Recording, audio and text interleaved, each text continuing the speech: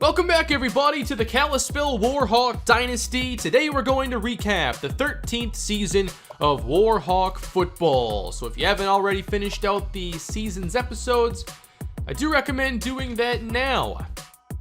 This season was unlike any that we've had for quite some time.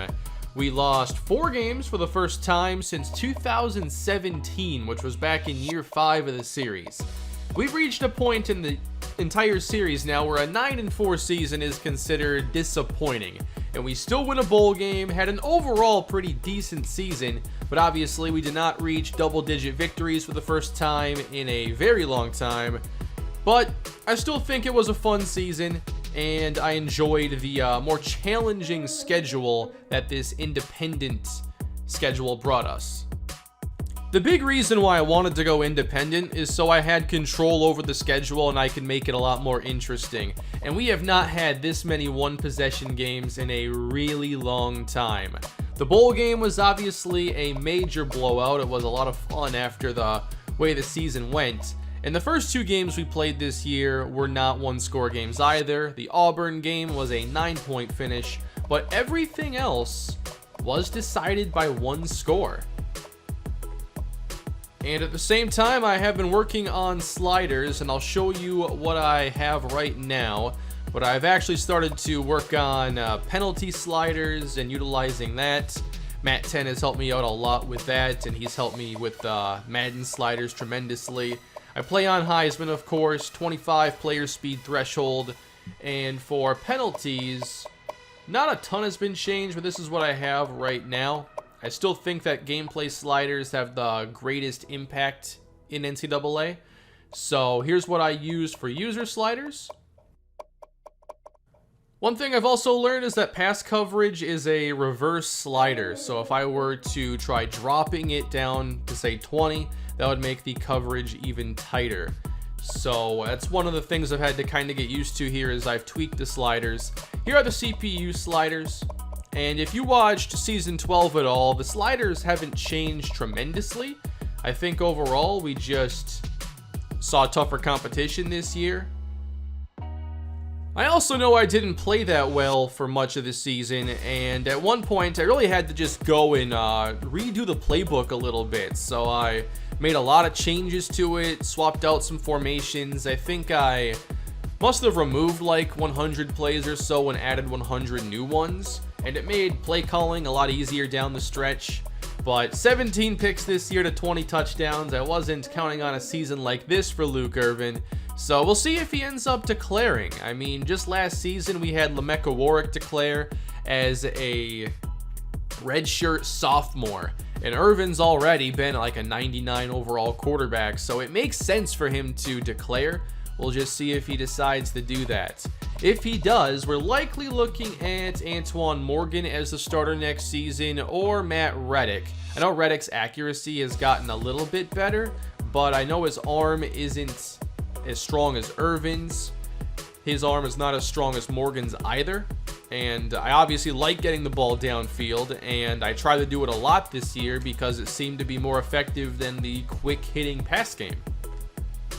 This season was a very good one for Jim Jackson. He ran for over 1,300 yards and 16 touchdowns. I was never really sure in the past how he would handle the starting role, but this season he definitely exceeded expectations and had a very, very nice season. 300 plus yards came after contact. He was able to get big plays unlike past seasons. He also contributed nicely in the receiving game with 300 yards and 3 touchdowns. At the same time, Sean Merville is a pretty decent complementary back. I think he's better as a receiving back as his agility is really nice. His acceleration as well. His elusiveness at 99 is a big deal. 4 touchdowns on the ground for him. Just one 20-plus yard run on 72 carries. The passing game overall took a big step back this season, and Sherrod Edwards did not have the same year he put together as a sophomore when he had over 1,200 yards. He had more yards per reception, but the volume was just way down, and hopefully it bounces back for his senior year, unless he decides to declare. We have a lot of juniors that I think could, but given Edwards is an 88 overall, I wouldn't think that he would. Maybe Nick Lindsay, because he's a 93 overall. Maddox is a 90, so I'm not really sure. Gotta charge my controller, I guess. We did spread the ball around a good bit, though. Nobody really separated themselves in terms of receptions. Lindsay had that slot roll once again. I go his way a lot on third down with that 99 catching and route running. He doesn't score many touchdowns for us, and that's been the theme over his entire career. Just 3 touchdowns on 151 receptions. Phoenix Chambers had 3 scores as a freshman. I kind of expected him to have a little bit bigger season because he's also a really good route runner, but it was just tough overall. I mean, I've been trying to find the sweet spot for the coverage sliders, but at the same time, I showed like most teams have corners with like 92 man, 95 zone. So it's hard for me to find the sweet spot when the ratings are so high. And that happens as you get deeper in the dynasty. Drake Maddox, I know that we didn't utilize him well enough early in the season. He ended up having a really similar statistical season to last year with 6 touchdowns, roughly the same catches, and only 50 more yards. But if he sticks around for a senior campaign, I could see him having a very nice season. The whole key with Maddox, as a vertical threat, use him as a vertical threat. It opens up everything in this game, I feel. I also think that Josh Vincent as our number 4 receiver has been very reliable. He's made some big plays for us, and I like utilizing him a lot on this team. Craig Booth played a little bit here as a freshman, doesn't catch the football a whole lot, but he is a very good blocker. Derek Jackson had 5 catches, and Trey Dunn had 2. Jeffries, of course, had the touchdown. Once he had the defensive score and the special team score and we had this huge lead, I wanted to see if he could get one on offense, and sure enough, he did. He was really fun this season. I think we saw some regression here with the offensive line. I know we had a couple lower rated starters on the team this year. Jed Cartwright, Eric Richards. Hopefully with some experience, we see them return better next year as we didn't have any senior starters. For sure, the defense wasn't as good as they've been in the past. I think missing James Huggins especially hurt our run defense. We still have a decent pass rush. I think Trey Walker and Marcus Jordan are the most important players for that. Obviously, Jordan's about to graduate. So is Shannon Somerville. So we'll have to see. You know, hopefully Trey Walker comes back and we can have some other pass rushers ready to step up. I think Markel Ingram is one player who could have a much greater role next year, likely replacing Shannon Somerville. We do get some turnovers with this defense, and Nick Robinson had 4. We'll miss him next year. He was easily our best cover corner. I think that he's been really good for a couple years. Anthony Payne had 3 interceptions. Jermaine Kent feels like he's leaving too soon. He only got to play 2 years, was phenomenal for both of them. 8 interceptions overall, 2 of them were pick sixes. I remember asking, is Jermaine Kent good? Obviously, he's real good. Elliott Red, 2 interceptions. Hopefully he's back for a senior season. I gotta think, though, with all these impact juniors being so high rated, that at least a couple are probably going to declare. We punted a little bit more than last season, 3 additional times. Alex Greer had 41 punts this season, 7 inside the 20, and 4 returning. DeHonte Jeffries, 6 kick return touchdowns in a season. Nearly won every other game. He ended up with 8 total touchdowns on the year, 4 in the bowl game. I don't know if we'll ever see that duplicated here. The punt returns are a bit tougher to get. He had some good ones, but unfortunately no touchdowns there. Now these stats are a little bit strange because it's pretty easy to have one of the top rated passing offenses as we do, even when you're not actually that good. It's just CPU teams seem to be a lot more run heavy. So many teams average, a couple hundred yards rushing a game, where we're a lot closer to the bottom, even though I think that we're a pretty good running team. As far as points per game, 32 is not bad, but we just allowed so many more points than we're used to that we just played in so many close games. 22 passing touchdowns, 21 rushing. For the defense, obviously we're used to having one of the top rush defenses, and we were still pretty good there, but we took a noticeable step back, and then we allowed something like 28, 29 points per game after allowing points in the teens per game for so long. So we'll have to see if the defense comes back stronger for next season. We weren't even above average in scoring defense, not even close. 47 sacks, that did lead college football a bit surprisingly. Alright, third down numbers. I can't imagine ours were all that great, but I haven't actually seen this yet. Well, we weren't toward the bottom at least. Alright, 50%. That's kind of the floor for where I want to be on third downs. 9 for 16 on fourth downs. 1 for 2 on 2-point tries. How do we handle things in the red zone this year? We were not toward the top in red zone touchdowns, that's for sure. We had 31 in 58 trips. Wow. So I'm thinking red zone turnovers have to be a big focus for next season. We only scored 75% of the time in the red zone. We got to be at least 85% there. I think defensively, too, we were so used to our shutdown red zone defense, and they really weren't shut down this year. We allowed 94% scoring down there, 36 touchdowns, 54 tries. So with that, we allowed red zone touchdowns at a greater rate than we scored. That's not very good. Turnover differential, can't imagine this is good. -9, 28 giveaways in a season that saw 13 games, so 2 per game. That's got to get fixed. Here are your league leaders for season 13. Most passing yards, Dominique Bates. I think a lot of these players still have a bowl game yet to play, but I don't want to sim forward because I want to watch the national championship game and have an episode for that. I think it'll be a nice bonus episode just to see what Jason Slaughter can do, essentially. He was the Heisman Trophy winner. He worked on his Heisman campaign against our defense, that's for sure.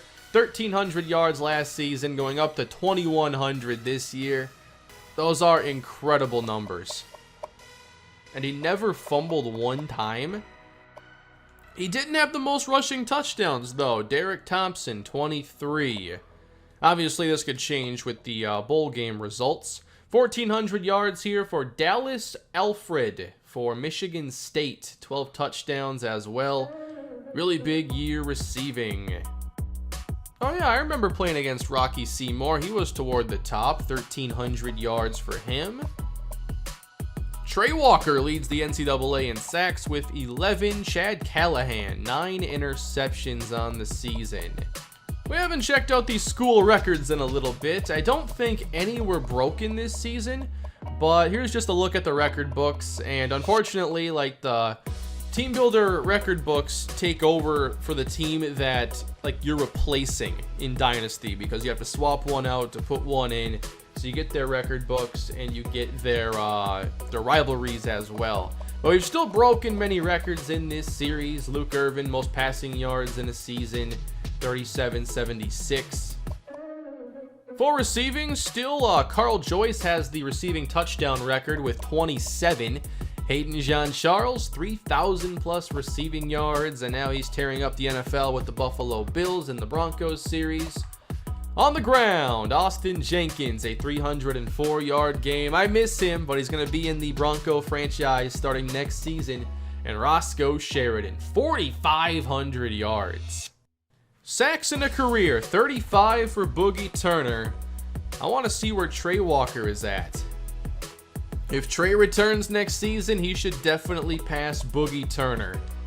Trey Walker is one of my favorite players here from the series. Didn't have a big first season, but the last 2 years he's been an impact player. We can play him inside, outside, against the run, against the pass. He literally does it all. Alright, Luke Irvin, 81 touchdowns in his career, 43 interceptions, and Irvin has been the starter now for the last 3 seasons. Touchdown numbers have gone down every year, unfortunately. On the ground, Jim Jackson approaching 2,000 yards, unlikely to surpass Roscoe Sheridan's career rushing mark. 24 touchdowns for him. In the air, Sherrod Edwards, almost 3,000 yards. We should see him pass Hayden Jean-Charles. It doesn't need much more. Drake Maddox, 153, 2,200 yards for him, 22 scores. And back to the defense one more time. Somerville ends his career 27 sacks. Unfortunately, the expectations were not really met after a 10-sack freshman season. He's still a solid player, but I think he's just so inconsistent. There were so many games where it felt like he wasn't making a huge impact. But I think that this year was pretty decent for him. His run defense got a lot better anyway. We're definitely going to miss Marcus Jordan. I know that he was one of our best disruptive interior players that we've had in a long time. So we'll see if we have the players to replace him. Nick Robinson, 10 interceptions in his career. That's the most we have right now. How about forced fumbles? 5 for Somerville. Let's take a look at the roster here and who we are going to graduate and who could end up declaring. So Luke Irvin, does he come back for a senior year to work on building up the draft stock for him again after a down season? Marcus Jordan's going to be gone. Nick Robinson, Bill Long, he's also going to be gone. I don't think Long had quite the production I expected he'd have in his career. 11 sacks in 4 seasons. He had some really good stats, 98 power, 98 finesse. You just never know who's really going to live up to expectations here in NCAA. I feel I've had so many more surprises, whether it be low players exceeding expectations or high-rated players playing more average. Jim Jackson, I wonder if he ends up declaring. 94 overall, we'll see. Nick Lindsay possibly. Ronnie Howard's going to graduate, so we're going to replace 2 starting corners again. Elliott Red's a junior. Somerville's gone. So is Braylon Kendrick. I really enjoyed Kendrick this season, especially like against some of these run-heavy teams. Like he ends up getting a lot of tackles. Solid player. Ross Thorne hopefully comes back. Morgan should be back. Josh Schmidt, Kevin Hampton, Drake Maddox. Jermaine Kent obviously graduates, so 3 secondary starters. Lonnie Johnson, a backup, is going to be graduating. Marcus Smith. Yeah, we're going to have a lot of change on defense especially, and defense was already a question mark. Fullback Trey Dunn graduates. He had 49 yards in his career, 4 touchdowns on the ground, none receiving. He had 4 career catches. So perhaps a new fullback on the team next season. At wideout, we don't graduate anybody, so I don't imagine a lot of change here at all. Tight end and offensive line aren't going to see a lot of change. It's honestly mostly defense. So let's take a look at players that could be filling in next year. Obviously, Markel Ingram, Montrell Griffin. I think all 3 of these players play a lot of snaps next year. Then there's Jeremiah Bolden, Eugene Barber. At defensive tackle, with the change there, we're looking at Patton Applewhite, Allen Johnson, and then AJ Medlock is a lot lower rated. So we're asking a lot from Applewhite and Johnson. Applewhite has 2 career sacks, hasn't played a ton. Allen Johnson has 5 and was one of our rotational pass rushers this season. For linebacker, I think Rayshawn McNeil plays a lot. I think that Anthony Payne continues to start. And then more Matt Armstrong, who I think was one of our best players on defense all season. We graduate our top 3 corners, so DeHonte Jeffries will remain a starter. He became one late in the season. Stan Carter, 82 overall, but here are the ratings. And a lot of cornerbacks in the league now have similar ratings. 85 man, 90 zone coverage. He should be a very good starter next season. And then Josh Townsend. But we should have at least, they should all be starting with mid to high 80s overall. At safety, hopefully Elliott Red sticks around. But as far as a replacement for Jermaine Kent, we might have to have a much lower rated player than usual. Next season, you can also expect the return of Dominique Day at punter. He has not played for us in a couple seasons, but I think he's going to return. As far as All-Americans go, I haven't checked this yet, but we had a lot on defense. Jeffries, of course, Red, Kent, Payne, Armstrong, Jordan, Somerville, and Walker. Nobody on offense. Second team, still nobody on offense, and then Brandon Hammond as kicker. For freshman All-American, we didn't play a lot of freshmen this year. But Dahante Jeffries, freshman All-American kick returner. And of course, we're not in a division or a conference, but I guess there's all independent. I didn't even know that. So we actually have a lot here because there are only like 7 or 8 independent teams. So finally, offense gets some love here. So as we continue to look ahead to the 14th season of Kalispell football, I want to first say that I believe this could very well be the end of the series this upcoming season. I know that there are going to be more players that we want to see continue their careers, but I don't think that cycle would ever end. But I think that perhaps after next season, it's time for a long-term sim, and then retire the Kalispell Dynasty. I haven't made a final decision yet, but that's what I'm thinking about right now. We have what I think is a pretty good recruiting class so far, and one player that I know will play early and play often is Matthew McNair. I'm so excited for him. 4-star running back out of Ohio, and he comes in with an incredible skill set for a freshman. 95 speed, 93 agility, and 94 acceleration with 91 elusiveness. He should be a difference maker and an explosive playmaker right away. We also have DeMarcus Williams, who is a 73 overall athlete from Rhode Island. He has very good speed, and I think that there's a very good chance that he ends up playing safety as a freshman and starting. We'll have to see how our current safeties end up developing. They'll likely be a little bit higher in overall, but I'll have to compare a few key ratings. But at least Williams is going to have the speed that I look for, and he also has 70 tackle, which is pretty solid, I think, for safety. Paul James at linebacker. He has very good speed, he can tackle, and has 76 zone coverage. I think he would be really good. There's James Wright at wide receiver, but I think that it's going to be tough for young receivers to get much playing time. A new quarterback here, Chris Adams from Georgia. He has 87 power, 75 accuracy. No matter what happens this year, he's going to be a backup, probably redshirted. Chad Bowers at center. Paul Parks. How about Dane Hill? He's a 75 overall. Not the fastest, but 80 release. He's very tall. Could be a red zone threat. Myron White at tackle. Probably going to be a backup. There's Reggie Williams also at wide receiver. He has pretty decent speed, 77 route running. Nathan Maynard out of North Carolina, 76 overall, and pretty well-rounded skill set here with good day one skills as a run stopper. Then we had Kenny Glover and Keel Porter. When it comes to the offseason, we don't have a lot of targets right now. After a while, I had a lot of trouble like adding players to the board and finding more players to go after, so we're probably going to go after Nate Carter here, who's favoring Stanford now at the moment. And then there's DJ Sisk and Blake Vaughn. So this may not be the most interesting off-season recruiting. I may have to find a couple more players to add to the board. Sisk looks like he could play either safety or wideout.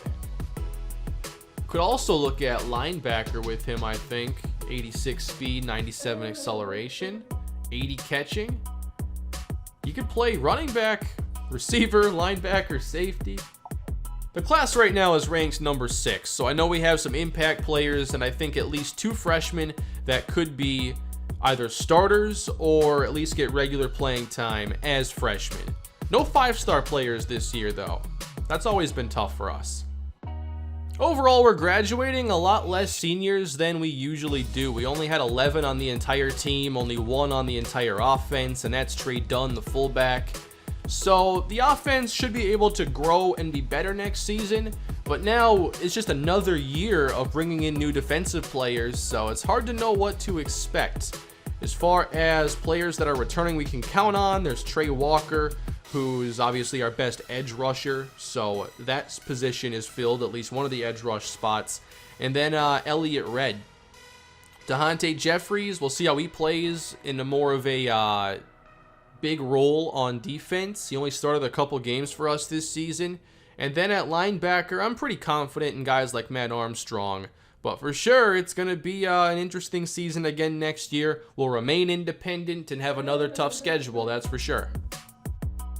Oh yeah, I never checked out the awards. I checked out the All-Americans and All-Conference players. So let's see if we won anything this season. I know we did. Pretty much always win the Bednarik Award, and Anthony Payne got it this season. Trey Walker, there we go. Like seeing him get the recognition for a great season. Jason Slaughter, we'll watch him in the national championship. That's going to be our next episode that we do. Any more for us? Trey Walker, again, best linebacker, Payne. Oh, Kent and Red here at the very top, and Jermaine Kent wins the Thorpe Award. Almost got the Groza with Hammond. All right. That should do it here for the recap, everybody. I hope you enjoyed the episode and enjoyed the 13th year of Kalispell Warhawk football. We'll be back for at least one more season and see if we can step it up again with this Warhawk team and compete for a national championship. Thank you all for watching. I appreciate all your support over all the years in this dynasty, and I will see you all in the next episode. Right now, I am currently planning to have the off-season on Saturday, 2 o'clock p.m. Central Time, and we'll get ready for year 14 in the series. Have a great day.